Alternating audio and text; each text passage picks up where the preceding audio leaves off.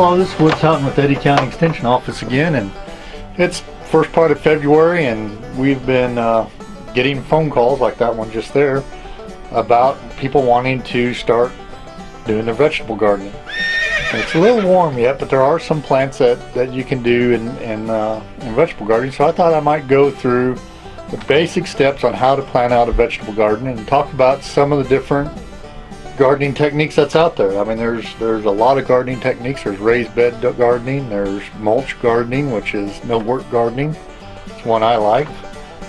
Then there's the organic gardening, and then there's traditional gardening. And so there's all kinds of techniques that you can use. Or no-till gardening, which is kind of in the mulch gardening type field.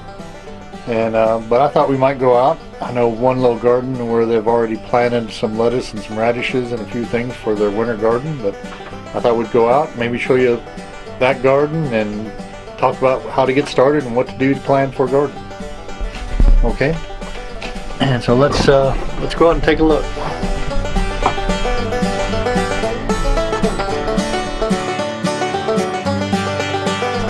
Well, what are you working on, Robin? Fair book. 2012 Fair Book. The Eddy County Fair will be July 23rd through 28th, 2012, and there's a place in there where you can enter your vegetable garden and your flowers and compete at the county fair. And there's also a junior division for 4-H members and non-4-H members. All right. Well, we'll go out to look at this garden, and then we'll be right back. Okay, see you later. Beautiful day out here. It's got to be 74, 75 degrees.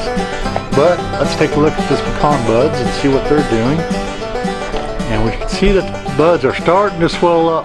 They're not ready yet, but they're starting to swell up. This pecan tree could probably use a little moisture because it's been dry and it's been warm. And that's one way to keep your trees from budding out too early, is to cool the soil by watering them, getting the soil moist, and moist soil does not change temperature as rapidly as dry soil.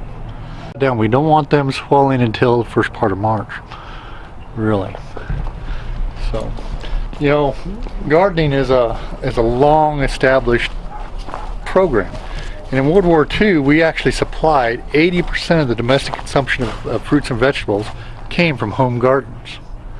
You know, and that's and we got away from that after the war, and so a lot of people are looking at garden. The garden we're going to look at has been established for about 4 years now. Their soil is starting to show improvement. We're still doing a few things that we probably shouldn't be, but because of the conditions of the soil, we need to keep tilling, and once we get leveled and tilled, then we're probably going to go to no-till type system. You know, we don't want to be recreational rototilling. You know, if you want to go out and recreational rototill, do it at the golf course or somewhere. You know, where they got sand pits. So, okay, let's take off and see what we find.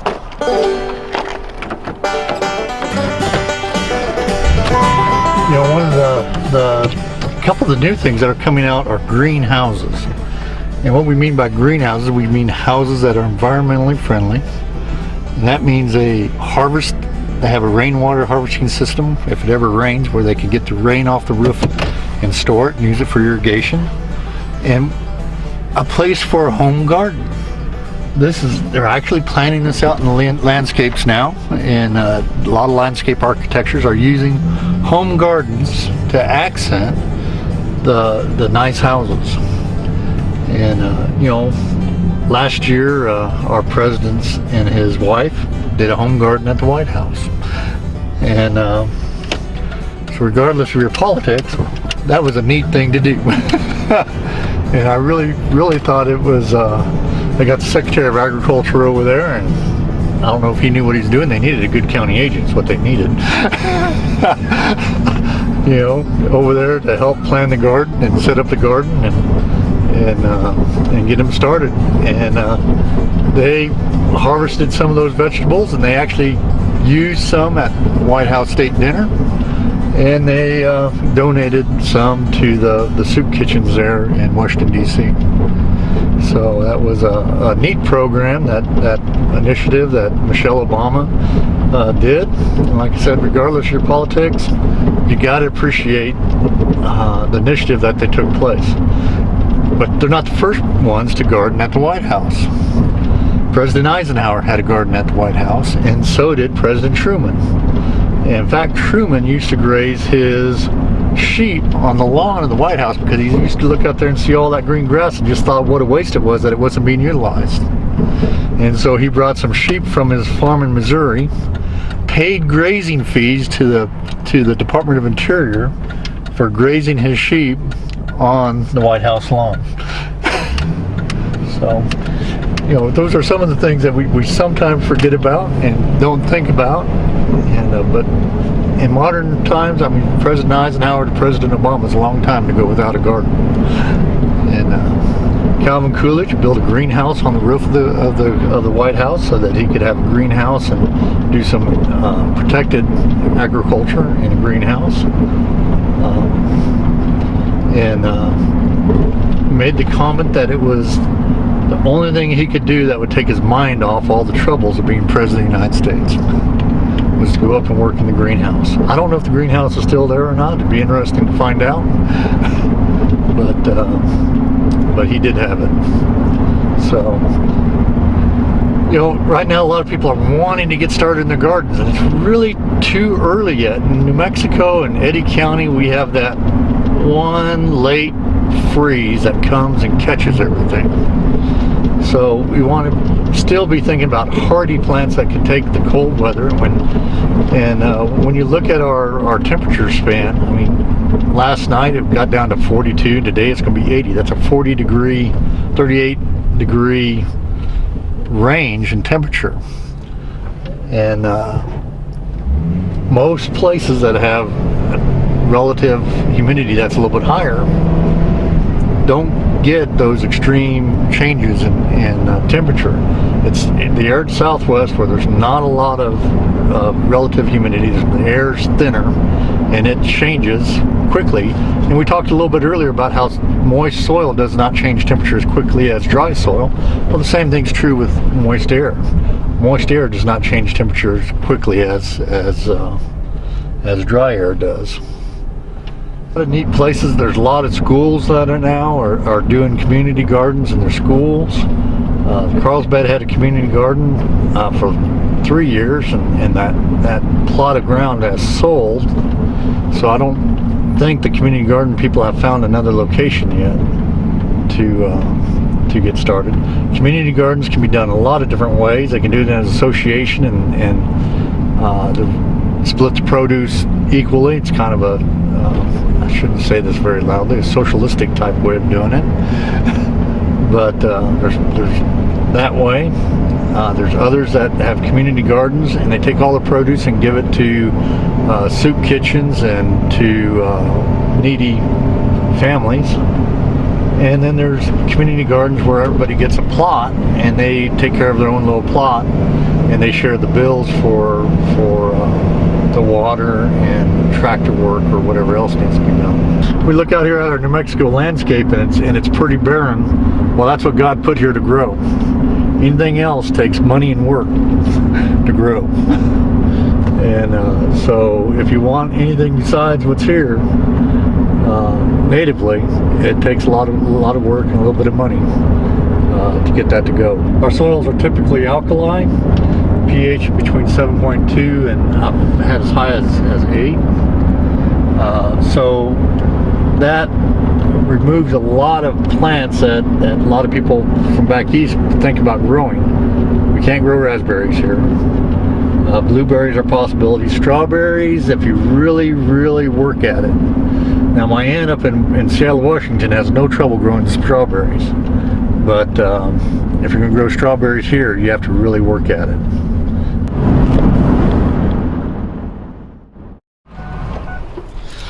You know, we were talking about how warm it is today. Today is February 2nd when we're filming this. And people remember that it was 1 year ago today at 6 o'clock in the morning, it was minus 15 degrees.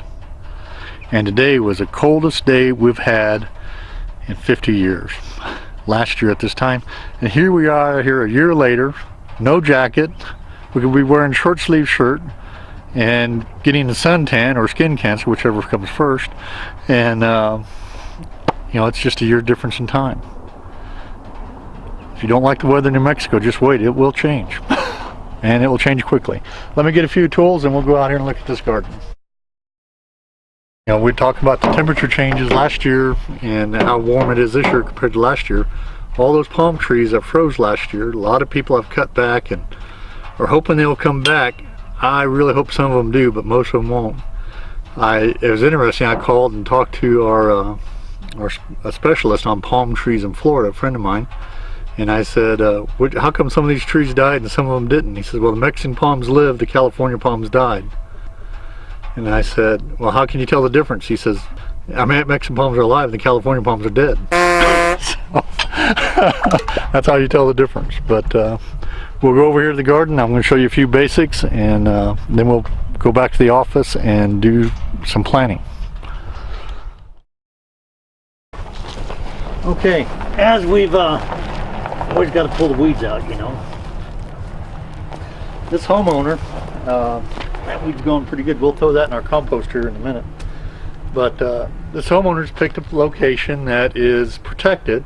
They got a fence on 3 sides, but it also allows for direct sunlight and a little bit of a shade from the building on for plants that need a little bit of shade. The thing I always talk to people about is how big is your garden? And most people have no earthly idea. Well, I got a nice tape measure. You can do it by pacing it off. The average pace is a little bit under 3 feet and get a good estimate, or you can measure it with a tape measure. You know, this one is 40 by 37. I've already measured it. And we'll use that when we get ready to do planting the garden. Now, most gardens have a few perennial plants. Asparagus is a perennial plant. We don't have any in this garden. The homeowners are going to plant some, but we do have some basil, which is a permanent herb plant, and that's what basil looks like after it's been sitting there for the winter. So, you know, one of the things we like to do is this soil's a little dry. We start looking here, and we went over here with and there you can see a little bit of moisture left over, and some crop residue and a few other things. But some of the simple things you can do is get some wooden stakes. So you can mark what you planted where, and you can pull a tape or a string so you get your rows straight. And I didn't get to do it this year with this garden. Homeowner and I just didn't get together, but one of the things we were going to do was put weed out or barley and let it grow through the winter, and we just didn't get that done.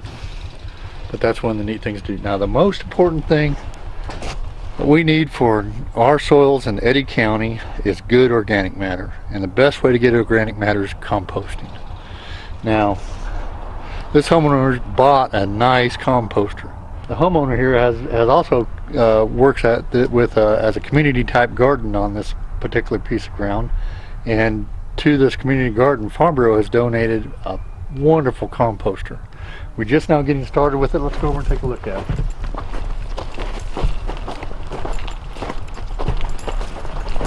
Now, one of the traditional ways of composting is you can use old tires, and you can pile your stuff up and you moisten that, and the compost will start rotting away, and you got to kind of pick it up, pull the compost out the bottom, and you can use that.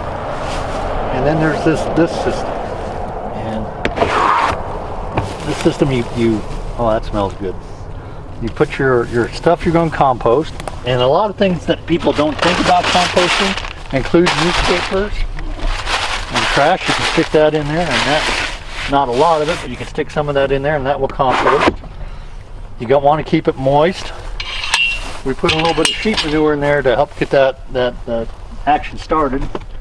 And then this thing, actually, you just crank it over twice a week. You crank it 3 times.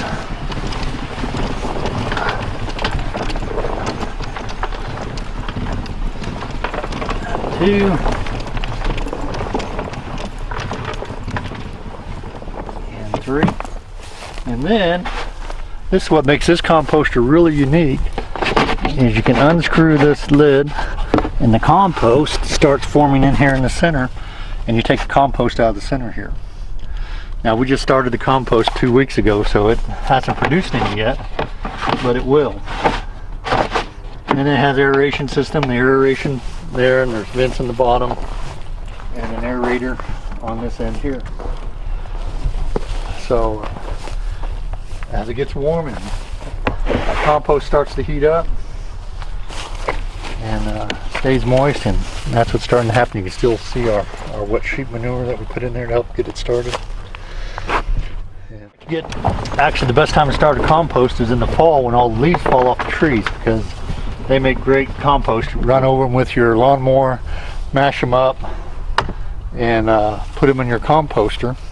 And like I said, this is a real sophisticated one. It's got it so you're continually composting. They make another round one like this that you can get at different places that are batch composters. You put it in there, you compost it all up, pour that out and start a new batch. And if you're going to do batch composting, it's a good idea to have a traditional compost pile started, and you can take that and put that in the vat. This should make it a lot faster. Everybody that I've talked to that has gotten one of these say they can produce 4 times more compost in half the time. And so, you know, they're not cheap though. This one's about $400, and you can get a size smaller and a size bigger. The smaller batch ones you can get for about $100, and the used tires you can usually get somebody to give you those. You know, or cinder blocks, or other things. The big thing is getting aeration in there, and that's kind of hard to do with used tires. But and we, you know, if you block those tires up so they're a little bit separated, that works a little bit better. Snow fence works good. Chain link fence that you can pull around and hold everything in place works good. This plastic fencing that they put up to keep people from falling in holes, it works fairly well. It can be as simple or as complicated as you want. The big thing is we want to produce organic matter, and as we produce organic matter, we'll put that onto the soils and help get our crops going. But as I'm going to talk back at the office, and the only example I have of anybody doing this is all the way in Artesia, so we're not going to run up to Artesia today. But there is a gardening, it's called no work gardening, and you compost in place on the field. And what you do in a situation like this is you get old used black hay that's moldy and nobody wants, and you can get fairly cheap. You spread that out 4 to 6 inches deep on the whole garden, and that takes care of the weeds. And as that mulch breaks down and rots, you just keep adding more on top of it. And you just open that mulch up to do your planting, and when the plants come up, you pull the mulch back around the plants.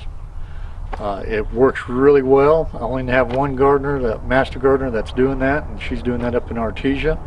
And maybe one of our later episodes we'll make a run up there and see how her garden's doing this summer. And she could show us around and tell us about her hay gardening, as she calls it. One of the questions I always get is, how much compost can do you put on this garden, and can you put too much? Well, you can't put too much compost on a garden. That's in New Mexico, that's just impossible. How much you want to put will be determined by soil testing. Remember this tool, and we did a program last year on how to take soil test samples, and we could, you know, kind of go over a real basic one here. But again, you pull your soil samples, and in a lot like this, I'd want about 30 of these samples this size. These sub-samples, put that in a bucket, and we'll send it off, and it will give us analysis. And then to do it really right, we want to analyze our compost, see what the nutrients are, and we can calculate out how much nutrients it needs. I can basically tell you what the compost will have in it based on the fact I've been doing it for 30 years. You know, and it takes for a 1,400 square foot garden, 1,500 square foot garden that this is, we're probably looking at about a ton of compost. So we're not going to produce a ton of compost for that little composter. But we can keep adding it and keep working at it, and we'll improve the soil structure as we go along. Like I said, this garden is a garden in progress. We want to get it level, perfectly level, and once we get it level, we'll never till it up again. We're just going to add compost to it and add mulch to it, and we won't be doing any tillage. And you know what basil is? Which is the leaf herb that you add to your cooking. And these are the seeds. And these seeds have all dried out. And probably in the next week or two, what we'll do is we're going to come and harvest the seeds, break these all up over newspaper and separate the seeds from the shaft and the residue. And then we'll plant those seeds in I like to use egg crates or whatever, and get new basil plants started to give away to our neighbors, because this is a perennial plant and it'll stay here forever. And that produced more basil than we could use in 2 or 3 years. It just does take a lot of basil to go cooking with. At least that's what my wife tells me. So wrong to read, but you can't see it on this one. But that other one, we pulled out a root about that long. And you just pull those weeds up, throw them in their composter, and it won't hurt nothing. It'll break down, and hopefully the composter will get hot enough it'll kill any seeds and any diseases that your plants may have. I didn't bring a thermometer with me. I'm going to stick a thermometer in there and we'll start monitoring the temperature of that. It should get up to about 160 to 180 degrees in that composter. When we start looking at soil, and we see these big old clods up here, and the soil doesn't have any structure because it's been tilled so much. But as we start building soil, it'll start having structure and whatnot as we quit tilling it. And like I said, we don't want a recreational till. You till when you need to, and just because you go to no-till doesn't mean you never till again. It just means you till about once every 4 or 5 years instead of every year. And but as we'll show our master gardener up in Artesia this summer, she'll talk about the fact that she sold her rototiller and she has not used it since. And that's been a number of years.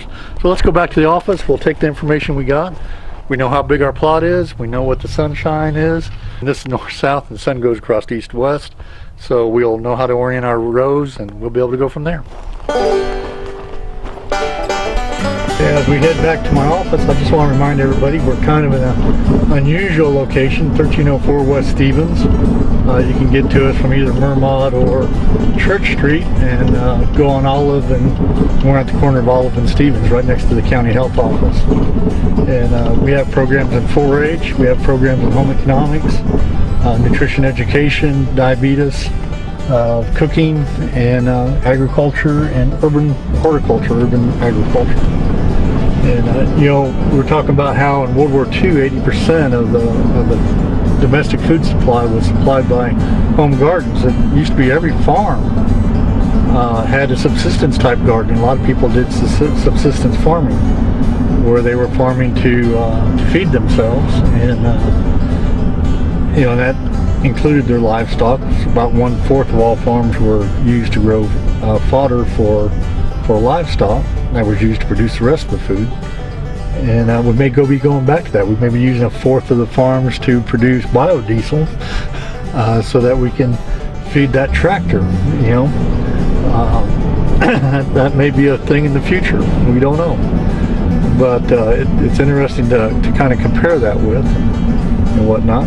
But most farms don't have a garden anymore, and there's a few around. I know a few ranchers out at Dark Canyon that have fantastic gardens. My grandfather, the garden I grew up in, my grandfather had a small garden. It was only 15 acres, and which sounds pretty big until you realize that he's feeding about 138 people with that 15 acres.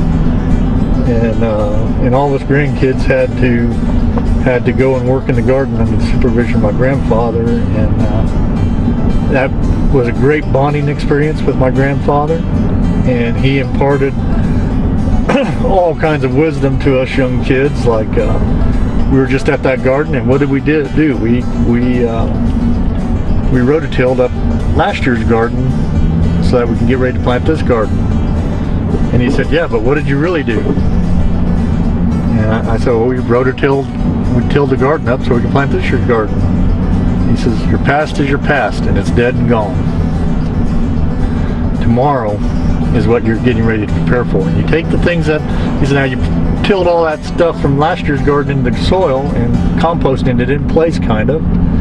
And those things that are good, the nutrients, the 16 essential elements we need to grow plants are still there, and they will come back. The rest of it goes away. You know, and that's really a interesting piece of wisdom, I remember. And he always gave us wisdom. And that's the neat thing about gardening, is you get your kids out there, get away from the Nintendo, get away from the TV, and you get outside. It's good, healthy exercise. And I would bet $100 bill, my grandfather lived to be 105 years old, and I'll bet $100 bill he didn't eat 20 pounds of food that he did not raise or shoot. He was an avid hunter himself, and that may be why he lived to be 104 years old. You know, and so gardening is a great activity. It's making a comeback in the United States. As I kind of talked a little bit, Michelle, our president's really encouraging people to garden, and it's a good activity. It's a good thing to do, and it raises good, healthy food. And you know, and maybe I can lose some of this gut if I'd eat more in my garden and less at the store. So let's go in. We're going to take a planting book. We're going to get our. You can get this publication. It's Home Gardening in New Mexico. It's a circular 457. You can get that offline. Just go to Eddy County Extension Office Publications, or you can come by and get the office, and it's free. We have over 2,000 publications that we just give away for absolutely free. And I'd say free, that's not quite true. You pay for it through your tax dollars. So if you use our publications, tell our county commissioners thank you, because they're the ones who help get us the funding so that we can supply things like this for you. So we're back at the office. I always tell people, get your piece of graph paper. I use a desk pad, you know, and you don't have to get one with coffee stains. You can get one without, you know, but just kind of lay it out, draw it out with a ruler, and you know, we measured our garden out there. It was 42 feet by 36 feet, or 1,512 square feet. You get that by 36 times 42 for those who have forgotten their 9th grade math. You know, and we'll use that figure when we're calculating out how much fertilizer we need. But then we kind of lay out our rows, and most rows for home gardens, for agriculture gardens, our rows are 38 inches apart. And that's because that's as wide as it is between tractor tires. Okay? And that goes back to horse and chariots. That's a whole nother deal. But most home gardens I usually put at 28 inches apart, because you can get more produce per into your garden that way. And so I go through here and measure this out. We have 16 rows that we can plant in.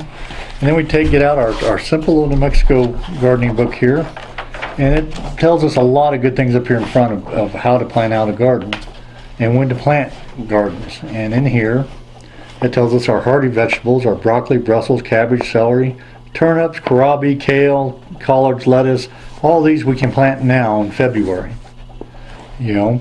And then our semi-hardy vegetables we can plant just a little bit later, another month or so. That'd be carrots, parsnips, cauliflower, potatoes.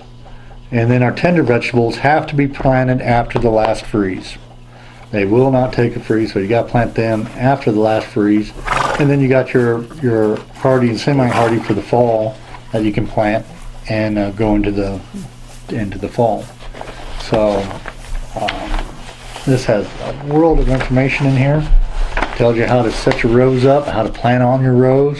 You want to plant so that when you water every other row, the salt, you don't want to water every row, you want to water every other row, so you push the salts to the other side. So we're going to be watering this row here, the salts and the soil will end up here, and they'll end up here, and they'll end up here. Now it shows 40 inches apart between the centers. I go a little bit closer than that, but and you want your rows to go north-south if possible.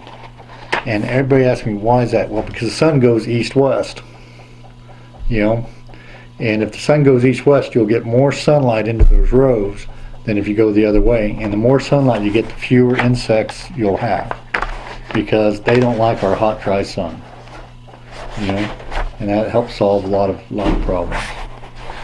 Okay, and we have a companion for this book, and it's called Home Vegetable Gardening Part 2, or B, and it's Circular 457B, and it's a chart and it lays out by temperate zones and has variety recommendations. We're zone 1 because we're one of the warmest zones in the state. There's 3 zones in the state, and it sets out and tells you when to plant, how much to plant, and how much yield you'll get, so that I always plant way too much squash, and I'm always giving squash to everybody that'll take some. Wow. And I never have enough watermelons. Because I like watermelons and cantaloupes. I could eat all the watermelons and cantaloupes I can grow. So, and kind of gives you an idea of the spacing you need, because watermelons and cantaloupes take more space than other plants. I like to plant what I call the 3 sisters, and this goes back to I do have Native American roots back from when my great-grandmother, and the 3 sisters go back to Native American agriculture, which has been practiced in New Mexico. We talked about sustainable agriculture.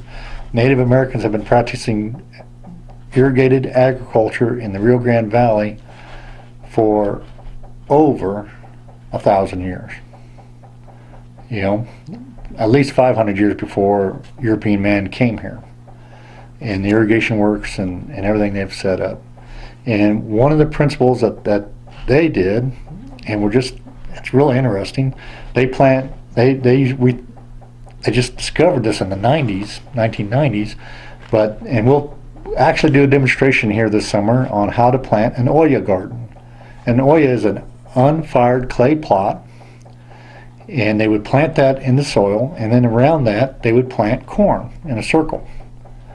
And because they had to hand carry their water, they'd fill that Oya up and it'd leach out. It was a drip irrigation system before we discovered drip irrigation systems. The Native Americans were practicing this 1,000 years ago. And it'll leach out and water those plants. And that way they only had to carry water once a week instead of every other day. And then around the corn, they would plant beans. And as the corn got taller, the beans would climb up the corn plants. And as the stalks died after they harvested corn, the stalks were a trellis for the bean plants. And the beans supplied nitrogen for the corn, because they're a legume and they fixate nitrogen out of the air. They'd supply nitrogen for the corn. And then around the corn, they planted squash. And they'd get all the squash vines going out away from the Oya and the corn. And that was a natural mulch, because it shaded the soil and kept the soil cool so that it didn't evaporate water too fast, and gave that squash a place to go.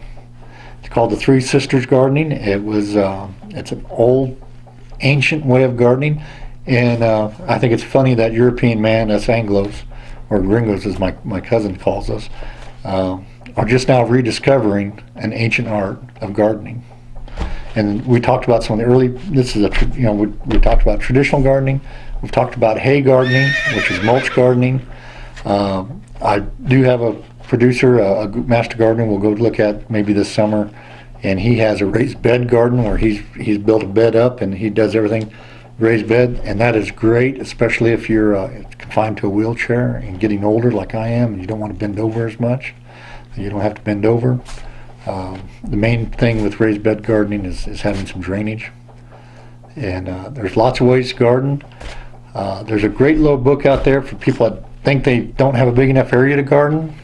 There's a little book out there, it's paperback, it costs about $3, and it's called Postage Stamp Gardening.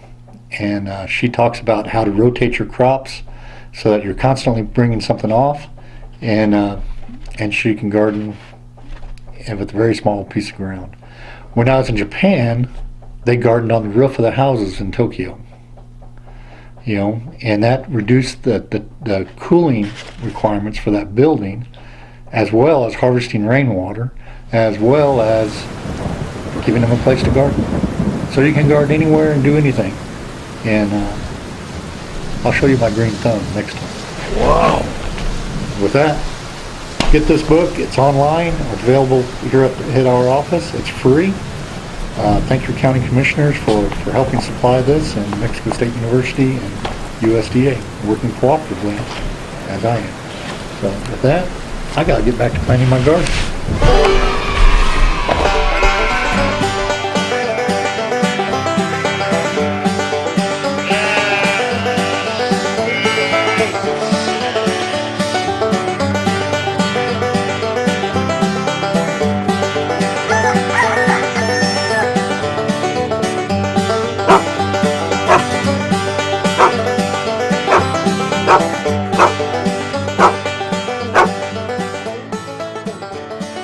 Woods Houghton again, and if you found this program interesting about vegetable gardening, you may consider wanting to take our Master Gardener class. It's an 8-week intensive education program.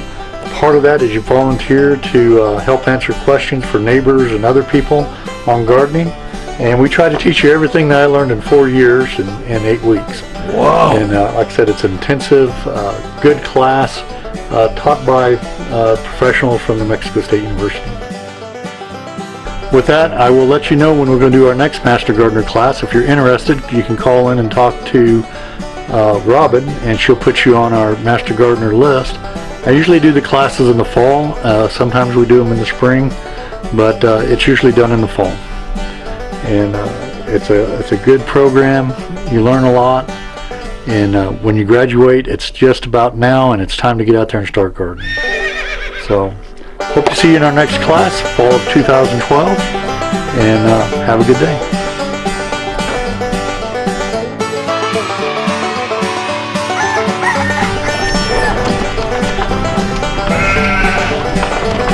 Yeah.